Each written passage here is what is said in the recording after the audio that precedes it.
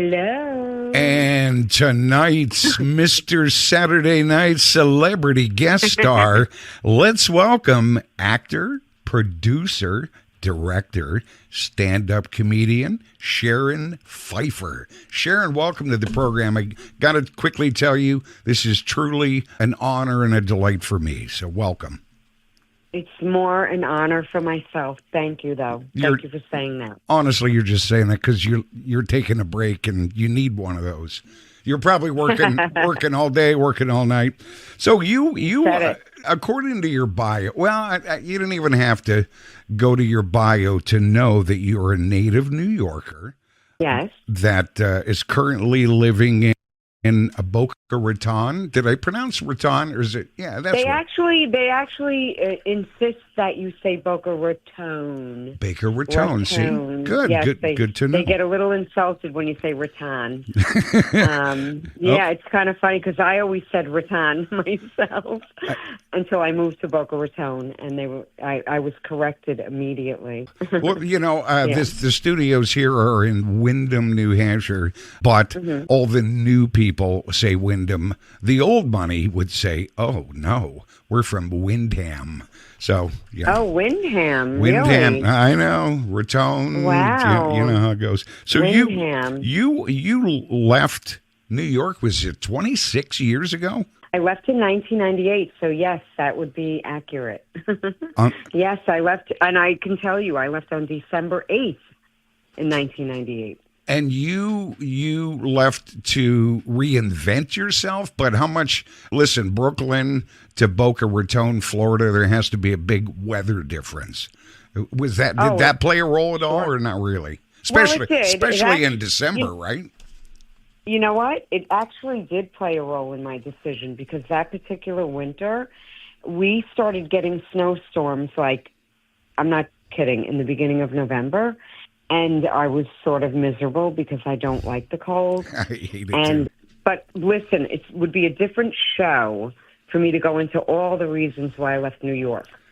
But most importantly, yes, I left New York basically in the middle of the night.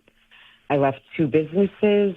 I left my family. I left everything behind and literally left in the middle of the night. I called a friend up and said, I have to leave. And I'm going to Florida. And she was like, where? And I said, I really don't even know. And I didn't know exactly where I was going, but I knew I had to go and leave. And I did. I left in the middle of the night. And I knew I had to change my life, and I did. And I went from what I used to be in New York, which I don't like really talking about it, but it is a part of my fabric. I was what you would call a mob wife. Sure. That was my, how people would identify me. And, I left all of that behind because it was just not good, and it wasn't good for my daughter, and it wasn't good. It just wasn't good. It was really not good. And I left it and came to Florida and pursued other interests that I had always wanted to pursue, but I wasn't able to. And here I am. I'm a playwright and all the things that you mentioned early on. And so who much would have ever more. Thought? You have truly, so much more. You have truly led a fascinating life. Your biggest, according to your bio, because we spoke about a week ago, but we didn't talk about this. Your biggest role to date is alongside, I did some research, Matthew McConaughey, Zac Efron, Snoop, Jimmy Buffett, and Jonah Hill in a feature film called The Beach Bum. Tell me about that. That's correct. Well, unfortunately, it didn't do well here in the States. It actually did quite well overseas, thank God, because I'm still getting residuals. Nice. But yeah, I didn't have a big role per se, but I had a good role that I enjoyed very much. I shouldn't admit that loudly. But yeah, I had a great role alongside. It was just myself and Mr. McConaughey, and it was fun. And I was cast in a role that was originally written for a 20-something-year-old woman. So as a 50-something-year-old woman at the time, it was very exciting. And I was really happy. And I just felt like, wow, this is, I felt very I don't know what the word is, just really proud of myself, just as a woman. Forget about all the acting and all the other things. I felt really proud of myself as a woman that in my category, my demographic, 50-something-year-old actor, that we don't get a lot of parts. We don't get a lot of roles. There aren't a lot of roles written for us.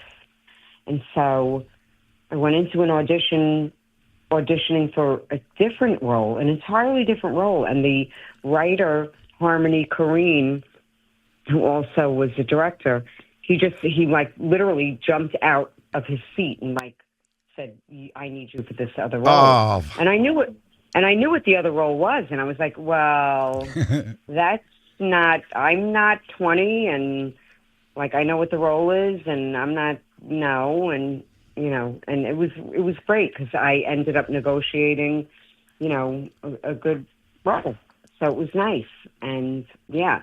But unfortunately, like I said, it didn't do as well as we had hoped here in the States, but it did do very well overseas. Because Harmony Korine is actually very well received over there, but not so well over here.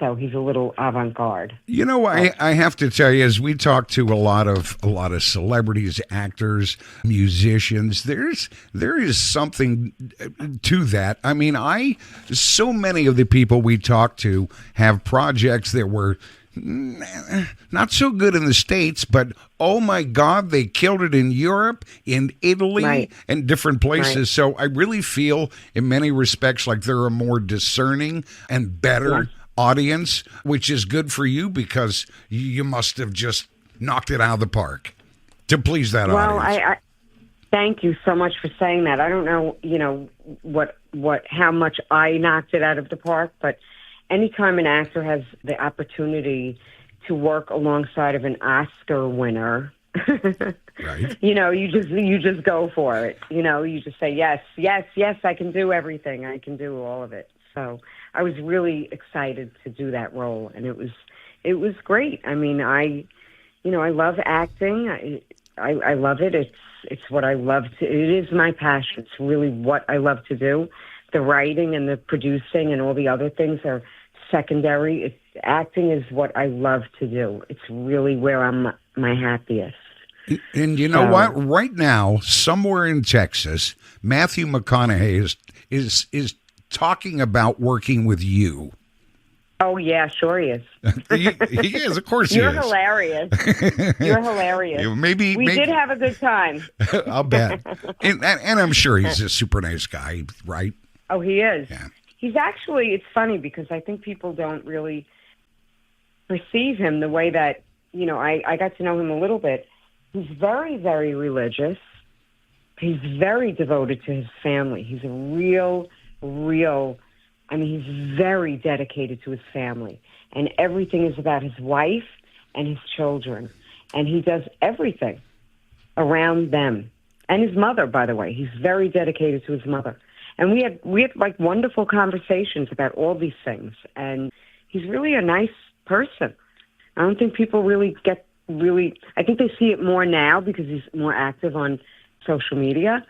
But prior to, he wrote a book called Green Lights. But prior to that, I don't think people really knew who he was. Beach Bum, is that something you can catch on one of the streaming services right now? Oh, sure. Okay. Sure. You can.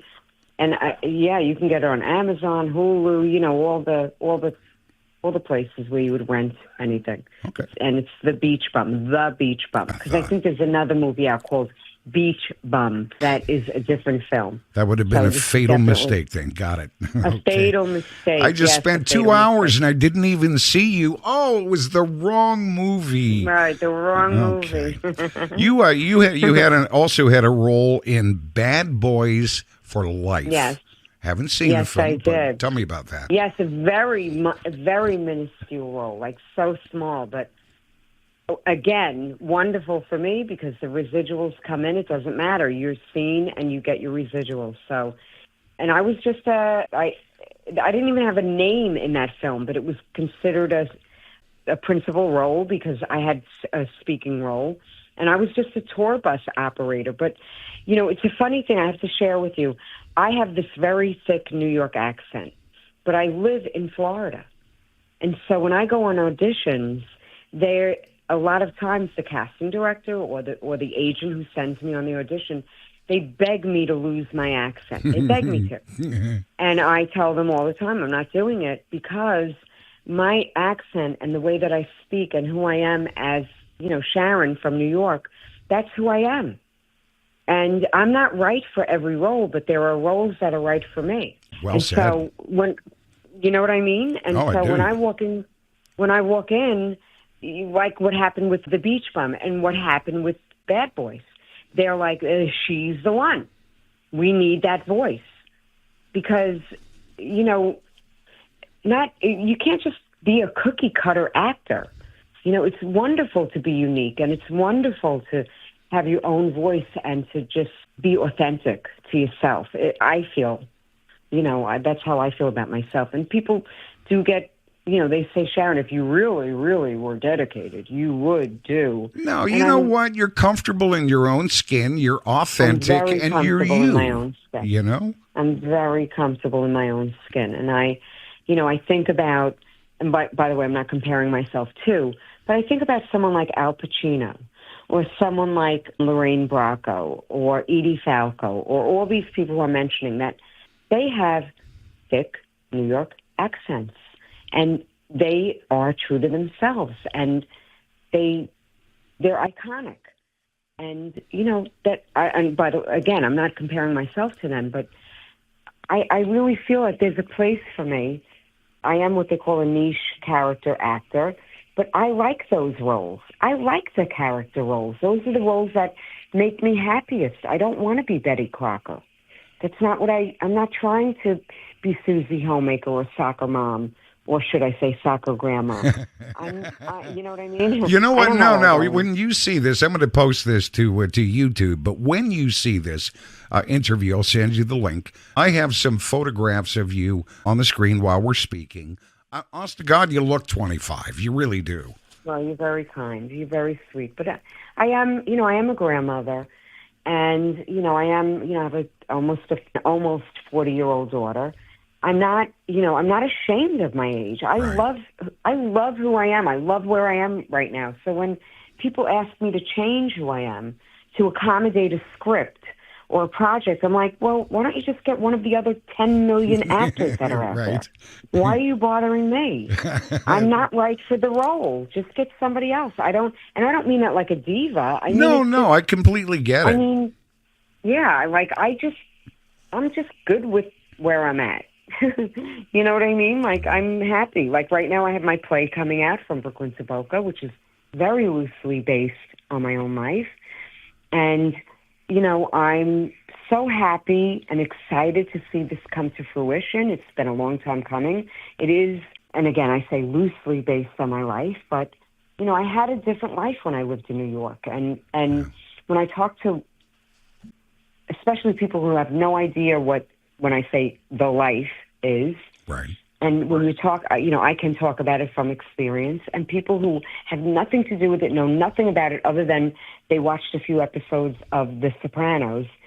And when I talk to them and explain to them a little bit from a woman's point of view and what it's like to be in that life, they're just so intrigued and they want to hear more. And so I wanted to share that, my point of view, but I wanted to do it with comedy. I didn't want to make it serious. I didn't want to make it heavy because we have enough of that in the world. Yes, we have do. Enough, and I think the world needs more comedy. And like I said, I got away from it. I was, I'm very fortunate. I got out of it. You never really get totally out of it. Let's call a spade a spade. I mean, I have a daughter that's her father. But, I feel like I successfully reinvented myself, and I have a whole new life, and I like my life. I like the way it is. Mission accomplished.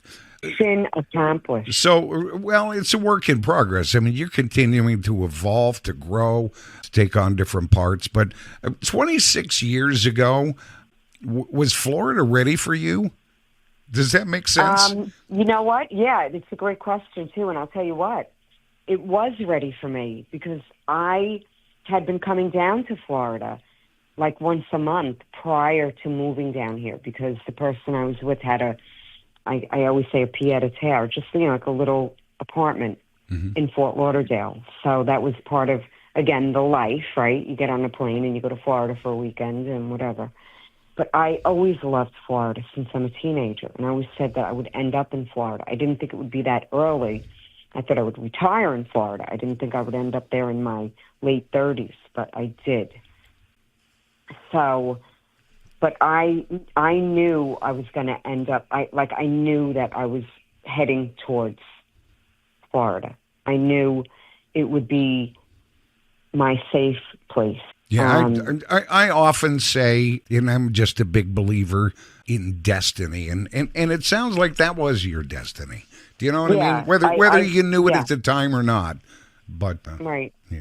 Yeah, I just knew, and I actually didn't realize that what a different attitude Florida had towards that particular, I'll just say the underworld, and how they're so protective of women down here as opposed to New York. New York had a completely different attitude about everything. I would make complaints. I would call the police, and nobody would listen. They would laugh, actually. They were like, if you're not bleeding from an orifice, don't call us. You know what I mean? Oh, God. Like, it was really bad. Yeah, it was really bad. And I was like, but just because I'm not getting physically assaulted, sure. There's nothing, and they did not want to hear about it. Well, there's lifestyle, there's mental abuse, psychological abuse, totally. So that are totally can be far more damaging, Oh, and financial abuse, by the way. Huh? And any woman who's walked in my shoes, so to speak, or walked the path, they know what I'm talking about. You don't have to be smacked in the face. It's not about that sometimes. Sometimes that is actually the easy way out, because you get that one tap and you're like, I'm out. Right. And it's a very different lifestyle. But, look, I left it. I'm really proud of myself that I left it, because there's a side of me that looks back and says, well, it probably would have been easier just to stay in New York. But I just couldn't. Yeah. I knew that there was more. I knew that there was more for me. I knew that there was more for my daughter. I knew that there was a better life. Literally in my play, because we have musicians in New York City that are writing music, should we ever be so blessed to make it into a musical. And one of the first songs that they wrote for our potential musical is called A Better Life. Can you imagine? That's the name of the song, A Better Life. Okay? So perfect. It really, I get goosebumps every time I talk about it, because it's really, it is, not everybody can relate to the story, not everybody, but the play that I keep referring back to, From Brooklyn to Boca, is really just about love and family and culture, and how even though there are different, like Jewish and Catholic and whatever, we all basically want the same thing, right? We all just want to be loved. We all just want to have our family. We all have our culture and our traditions and the things that we hold dear. But we're all the same in that way. So why is there so much hate when we're really all the same? And we all want the same things. I know. Right? So, no, it's completely true. So your background, and we're going to get a little bit more in depth with the play that opens January, world premiere January the 9th. But yes. Is your background, your history, how do you handle that in your stand-up show? Well, my stand-up is, I don't talk about that particular part of my life at all in my stand-up. Okay. Yeah, I really don't. Every now and then, sometimes I'll do it, I'll get booked on a comedy show that's like Italian night with the four, and then I'll right. bring in some of the Italian stuff, because people love it, and the people who show up, the audience, that's what they want to hear. So I'll dive into that. But I prefer not to be honest. My stand-up is really more about, because I am the age that I am, I talk more about being a woman, at this age, and the things that we encounter and the different people we encounter. and I am what they call blue. I'm a little dirty. So believe it or not, that makes it, the young people really, believe it or not, when I do my stand-up, are the ones that come up to me and go, oh, my God, I love you. Oh, my God, you crack me up. Oh, my God. It's more the older people that get a little like, oh, and I can see their faces like, she just said the F word. And I'm like, how old are you? You're my age. What are you talking about? Like, do you have a television or, exactly. So it's like really funny. But the young people, I just love to be around young people. Like for me, if I can just be around young people, like then I'm so happy. As a matter of fact, the play, we have a lot of young people in it, and I love it so much. Oh, the energy and the experience and the energy. Oh my gosh! And they're so enthusiastic. Like they still have that young enthusiasm. That gosh, that's like a lifeline, right? Like they're not jaded yet. They're just beautiful. I just love being it's around amazing to me in this world, in this time we live, that anyone can be in their 20s and be that enthusiastic, not jaded, and in some respects, still kind of innocent. It's a wonderful thing, really. Yeah, well, when you're around these theater kids, I got to tell you, they're just a different breed. They call them theater kids. I mean, they actually have like a title. And they're just so... I'm going to use the word again, enthusiastic. Their enthusiasm is infectious, and they're wonderful. And all they want to do is act. They want to act. They want to be on stage. They want to perform. They want to make the audience happy. They want to make me happy. It's amazing. It really is a wonderful gift. Art is a wonderful gift. Creativity is a wonderful gift. And that's one of the things I feel bad about living down here in South Florida. We have a cultural void down here, and it's very sad. And it's politically motivated, by the way. Interesting. Well, we had a wonderful entertainment business here for years, and then they just cut all the tax incentives down here. And as you know, money talks and walks. And all of the programming left, all of the productions left, everybody left. That is so sad. It's sad, it's really sad. So, but you know what? Thank God for people like you, and I really mean that. Because if not you, who, right? Well, it's people like myself. I mean, not just myself, but it's people who believe so much in the project and in the craft and in what we're doing. And it's like, it's never, listen, Sharon, because I'm not a good money person, okay? So I'm always like, it's not about the money. It's always about the money, right? The bills have to get paid. Yeah. But for me, it's about getting the story told. I'm a storyteller. I'm a storyteller even in my comedy. I don't tell the short one-liners. I'm not a good one-liner joke teller. I tell stories. And then, with punchlines along the way. But for me, it's always about the story. Like, if you have a good story, the audience is going to take that ride with you. And they're going to take that whole journey with you because they love the story. Right? So that's art. So from Brooklyn to Boca, did you write that or co-write that? I did. I co-wrote it with a woman that I met 6 years ago, who is herself a screenwriter, okay? Now, I had never written anything. Before. I had the idea in my head. It was an idea that I had never actually sat down and put pen to paper. And we had become friendly, and one conversation led to another. And I told her, I have this idea. I had the idea in my head for about 15 years. At that time, it was about 12 years. Now it's about 15 years. And I had this idea in my head, and I very, glossed over it. And she was riveted. And she was like, Sharon, you have to write this. And I said, well, I can't. I don't know how to, I wouldn't even know where to begin. And she said, well, I'll help you write it if you want me to. And I was like, would you? And that's what happened. Because I didn't even know what software to write on. I literally didn't even know where to begin. Right? And this was all obviously pre-pandemic, but it didn't this go through a series of? So maybe it started out as what, a TV series, then a feature film, and then a screenplay. I'm gonna make you laugh. It wasn't pre-pandemic. We actually started writing in 2020. Oh, okay. In February of 2020, and remember, I'm down here in Florida, where God bless us. We had about 3 weeks of a pandemic, and then we were like, yeah, no, we're not doing this.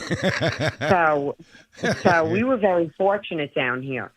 So we started writing it as a TV series, and very quickly realized that there was no way we were getting this on any of the big street, Netflix, sure. Shows. It would be like winning lotto twice in a week. Right. So we reformatted it to be a feature film. And we have our pitch deck, we have everything, we did everything right. But because our above-the-line costs, and I don't know if you're familiar with that term, but we want talent. We want named talent in the film. We don't want to just make another independent film with a bunch of people from our neighborhood that doesn't go anywhere. Because you can take $100,000 and spend it very quickly on a nothing film. Or you can raise a couple $1 million and actually make a really great film with a couple of pretty good names. Like, for the role of Regina, I really wanted Leah Remini. And for the role of Big Sal, I really wanted Danny DeVito.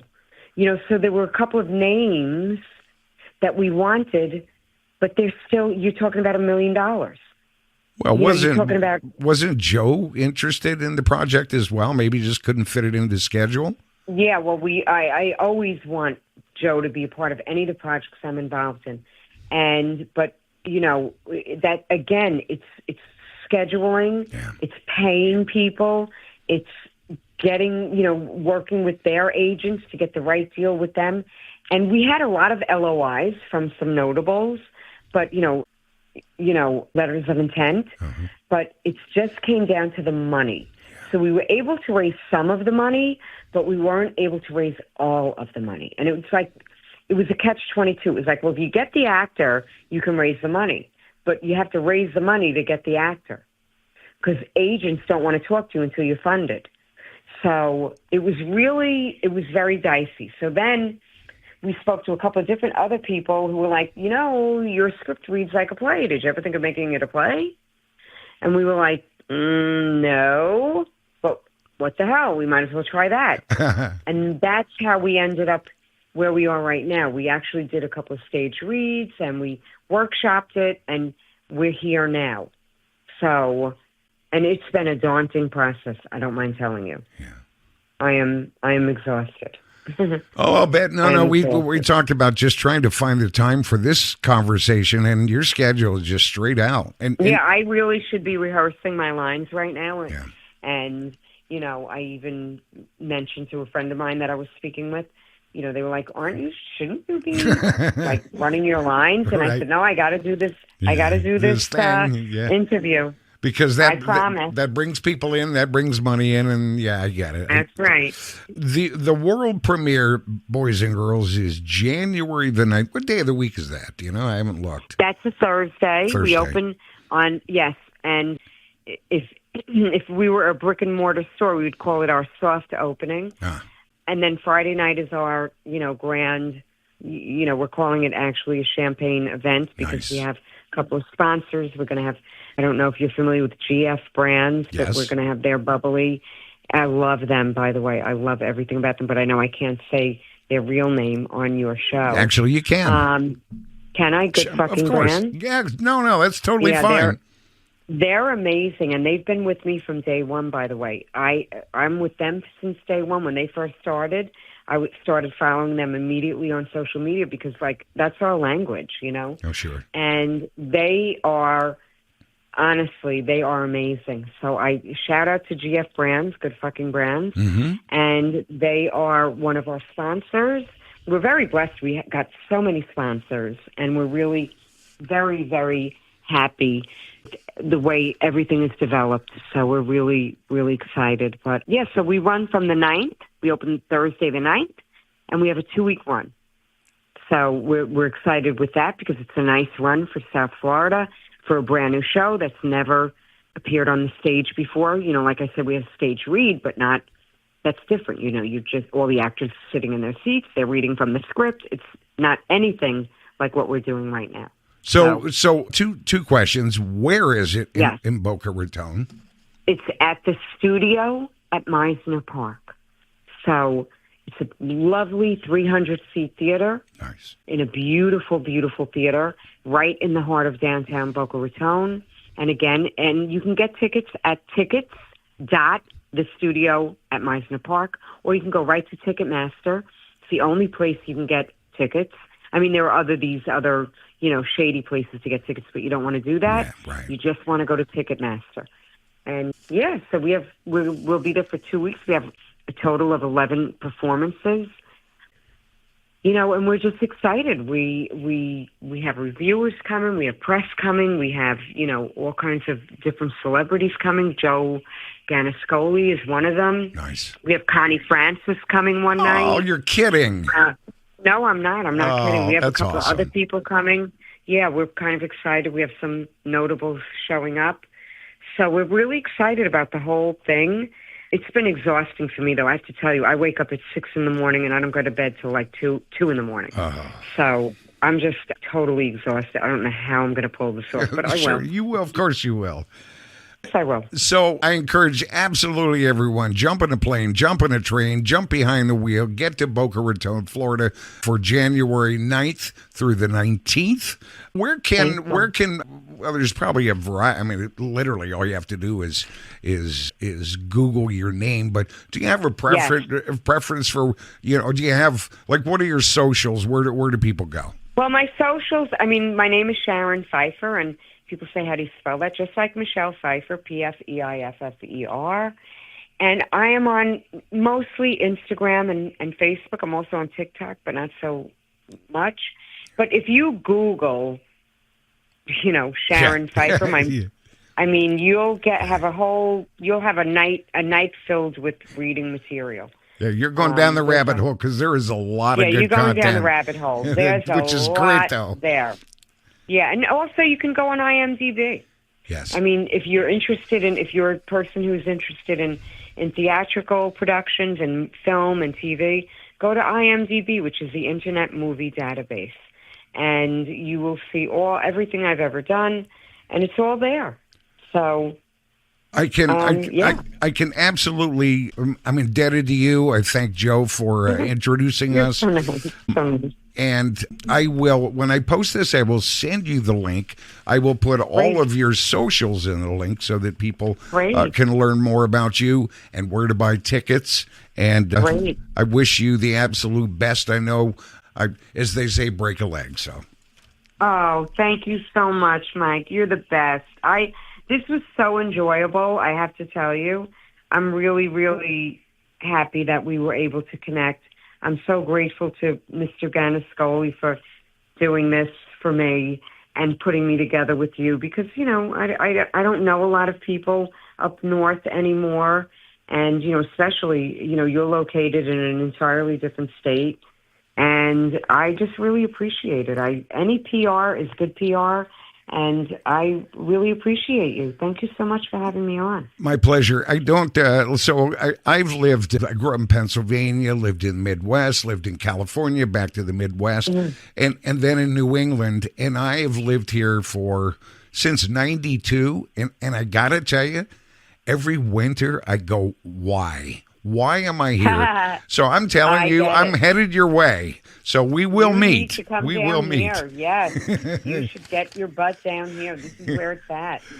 All right, it's paradise. It literally is paradise. We go to a couple different places. It's over on the Gulf Coast, below Fort Myers. I can't think of the name of it. Naples. A little bit more south. Begins with a C. Now I can. Oh yeah. Anyway. It'll come to me. Yeah. Yeah, because I don't live on that coast. Right. Captiva. It's real close to that, right? It's another name. Yeah. That doesn't really matter. Listen, God bless you. Have an amazing Oh, opening. Cape Coral. That's it. Yeah, we just we've done a couple like verbos and stuff, and spend a week, and it's Florida's just such a delightful place. It's the hard part's coming back. That's the problem. Well, that's the whole thing, right? Coming back. All right, well, listen, it was wonderful. Thank you so much for sharing your evening with us, and I sure appreciate it. Much love. Thank you, Mike. Have a great night. Okay, you too. Bye. Bye.